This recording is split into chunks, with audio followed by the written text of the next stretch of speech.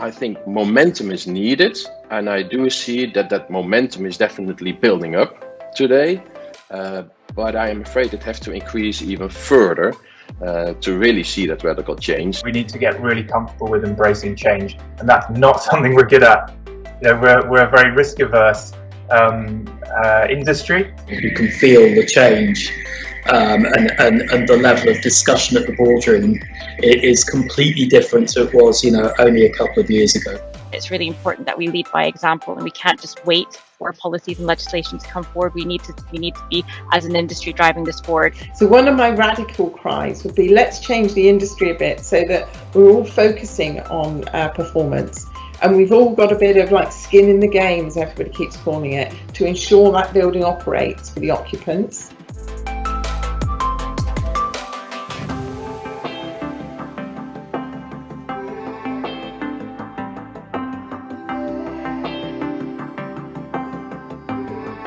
So good afternoon, everyone. The Sustainable Buildings Monitor is really in two parts. There's an emission intensity index that reflects emissions performance by region, and an energy intensity index which highlights energy consumption. To get the roadmap and the pathway really settled, we need two things. Firstly, we need to know where we're going. And there's great work by the UK GBC, which is actually helping chart where we need to get to. The other thing we need to know, which is why we've done this research, is where we're starting from.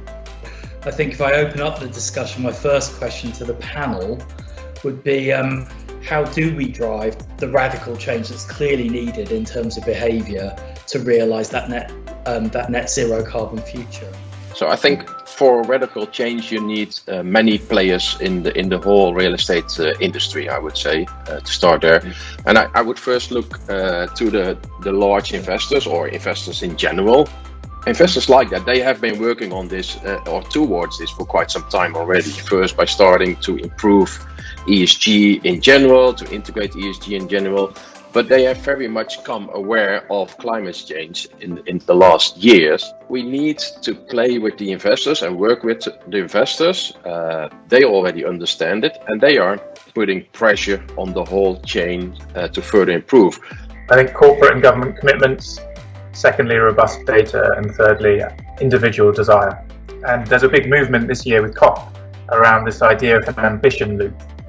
So if governments set these big targets out, then actually we're seeing corporates step up to that, try and go further. That's then pushing government, it's giving them that confidence that, okay, we've got the backing of business, actually we can go a little bit further, because we know that these commitments are sort of the minimum we need to do. We do have to recognise as an industry that there's a huge amount of disruption that's happening, which includes the fact that we're seeing huge societal shifts and expectations around how companies and organisations and governments respond to the climate change and net zero agenda. Because although we can deliver these buildings as an industry, especially in new buildings, can occupants actually operate and maintain them? And how do we ensure they've got the information and the technology in their building to be able to do that? So how do we ensure that all sectors are guided on their pathway to net zero? I think we really need to agree definitions. What do we mean by net zero? What are the end goals? So some of those specifics that actually Debbie showed that we've been working on at UK GBC, but we need that for across the sector. We need action now.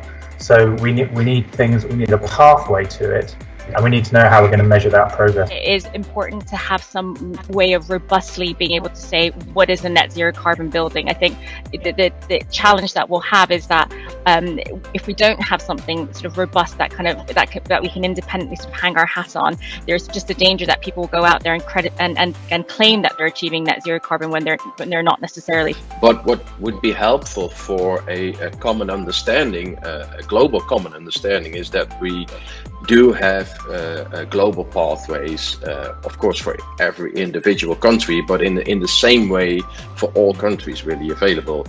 What I think we need to do is change the way we contract in the buildings industry, especially new buildings. So we can be really innovative, but we need the sort of environment to do it in. So Why don't we change contracts to deliver on performance? But why not pay us when the building performs?